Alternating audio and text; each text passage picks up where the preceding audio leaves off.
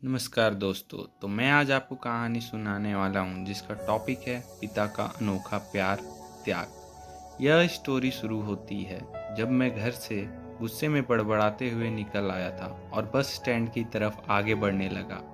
मैं मन ही मन बड़बड़ाता रहा, पता नहीं कितने पैसे छुपा के रखे हैं लेकिन मेरे लिए एक बाइक नहीं ले सकते।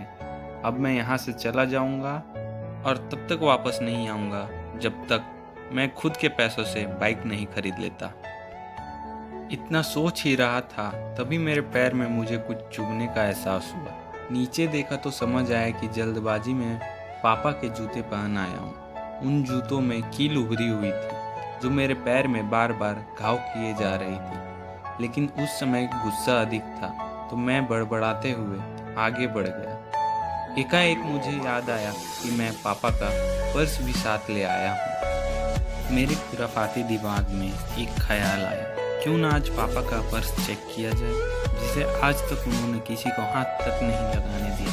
पता नहीं कौन सा खजाना छुपा हुआ है इस पर्स में जो किसी को हाथ नहीं लगाने देते। जब मैंने पापा का वह पुराना पर्स खोल कर देखा तो उसमें पैसे तो नहीं मिले लेकिन पैसों की जगह एक डायरी रखी हुई थी। तब मैंने सोचा, ओह, तो यहाँ खजाना छुपा रखा है। मैं समझ रहा था कि यहाँ पापा ने लिखा होगा कि किस से कितने पैसे लेने हैं और किसको कितने पैसे दिए हैं, लेकिन मैं गलत था। जब मैंने उस छोटी सी डायरी का पहला पेज खोल कर देखा तो वहाँ पर लिखा जो था वह थोड़ा सीरियस कर देने वाला था। डायरी में जो लिखा था उसे पढ़ने के बाद मेरे चेहरे पर जो एक्सप्रेशन थे वह गायब हो चुके थे, क्योंकि डायरी में वैसा कुछ नहीं था जैसा मैं सोच रहा था। जहाँ पर उन पैसों का हिसाब लिखा हुआ था जो अलग अलग कामों के लिए अलग अलग लोगों से उधार लिए गए थे। उस लिस्ट में कंप्यूटर के नाम पर भी पैसे लिए गए थे। कुछ यूँ लिखा था, 50,000 बेटे के कंप्यूटर के लिए। यह वही कंप्यूटर था जिसे मैं आज तक यूज़ कर रहा हूँ, लेकिन मुझे यह पता नहीं था उस कंप्यूटर को खरीदने के लिए पैसे कहाँ से आए थे। लेकिन आज पता चल रहा था। मुझे आज भी याद है जब मैंने पहली बार कैमरे के लिए जिद की थी जो मेरे पापा ने मुझे 2 हफ्ते बाद मेरे बर्थडे पर ला कर दिया था, जिसे देख कर मैं बहुत खुश हुआ था। और मुझे खुश देखकर मुझसे कहीं ज़्यादा अगर कोई खुश था तो वह थे पापा। अब मेरे चेहरे से गुस्सा एकदम गायब हो चुका था।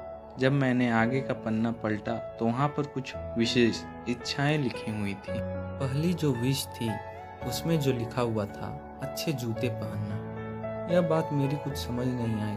तभी मेरा पाँव अचानक सड़क पर भरे हुए पानी पर जा पड़ा और तभी मेरा पाँव में कुछ गीलापन होने का एहसास हुआ। जब मैंने जूता उतार कर देखा तो उसका तला टूटा हुआ था। यह देखकर मुझे डायरी में लिखी हुई बात याद आ गई। तभी मुझे माँ पापा की कई बातें भी याद आ रही थी कि कैसे माँ जब कहा करती थी पापा से, अब तो आप जूते पुराने हो गए, नए लीजिए, तो पापा अक्सर यह कहकर टाल दिया करते थे, जूते अभी और चलेंगे, अभी कुछ दिन पहले तो लिए थे। मुझे आज समझ आ रहा था कि कितने दिन और चलेंगे। साथ ही साथ यह भी समझ आ रहा था कि पापा पर्स क्यों छुपा कर रखते थे। तभी उस डायरी को पढ़ते हुए बस स्टैंड पर पड़ी बेंच पर आकर बैठ गया। अब उस डायरी का आखिरी पन्ना बचा हुआ था। उस पन्ने को जब मैंने पलट कर देखा तो वहाँ कल की डेट लिखी हुई थी। तारीख के नीचे लिखा हुआ था 50,000 रुपये बाइक के लिए। बस इतना पढ़ा और दिमाग सन रह गया। अब मेरे मन में कोई शिकवा गिला नहीं बचा था, बस मेरी आंखों से आंसू चले जा रहे थे। मुझे आज तक नहीं पता तब मैं क्यों रोए जा रहा था। अब मैं जल्दी से घर की तरफ भागा, लेकिन जूतों की वह कील पाँव में अब तक घाव बनाने में कामयाब हो चुकी थी। मैंने जूतों को रास्ते में ही निकाल कर फेंक दिया और भागते लड़खड़ाते हुए घर जा पहुंचा। लेकिन पापा घर पर नहीं थे। मैं समझ गया वह कहाँ गए। मैं सीधा पास वाली बाइक एजेंसी की तरफ भागा। पता नहीं आज कहाँ से इतनी ताकत आ गई थी कि मैं भागते हुए थक नहीं रहा था और वह भी बिना जूतों के, नंगे पैर। जैसे तैसे मैं बाइक एजेंसी पर पहुंचा। पापा वहीं थे।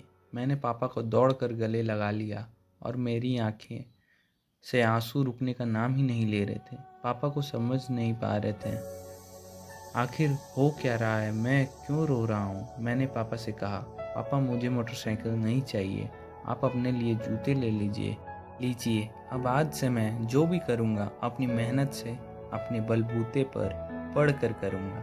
दोस्तों, बस इतनी सी थी ये कहानी। तो दोस्तों, अगर आपको वीडियो अच्छी लगी हो तो चैनल को सब्सक्राइब ज़रूर करें। धन्यवाद।